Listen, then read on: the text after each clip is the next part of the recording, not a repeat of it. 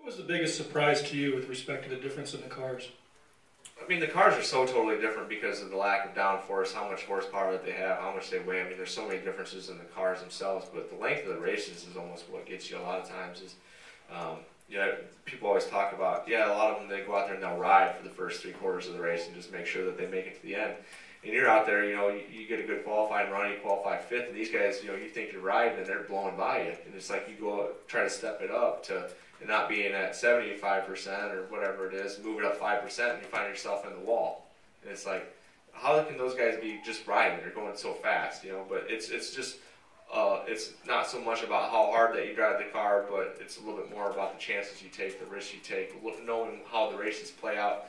And, if you listen to the guys that are really good and that have consistently good runs and years, that nothing ever gets them upside down. I mean, they can be 2 laps down and it's like they're leading the race. I mean, they know how to control their emotions and get themselves into a point where they can just, this is another race, and that's why you see, guys like Jimmy Johnson that can sit there. If he's running in the top 10 in the first half of the race, I mean, you got to watch out because he's probably going to win the thing. But if he's running 20th to 30th, you just go, okay, when's it going to turn around? When are they going to, because they're going to be calm, they're going to be patient, they're going to get through the first 3/4 of it, and then they're going to figure out how to be good at the end. Actually, one of the biggest goals of testing was not to, put per se part on and find a tenth. It was to understand who was on my team and to understand how to work with Jay, and eventually when I get to work with Paul, figure out what his personality is. It's more about personalities than almost the car at this point. I think the sport, the way it's evolved, even though there are differences in the cars, it comes down to, right now, the sport is so team-oriented that it comes down to those little tiny communications, and some of them happen without saying a word. Some of them happen, just by knowing the guy that you're working with. So it's so important to know those people and to have relationships with them to where, they're the back of your hand.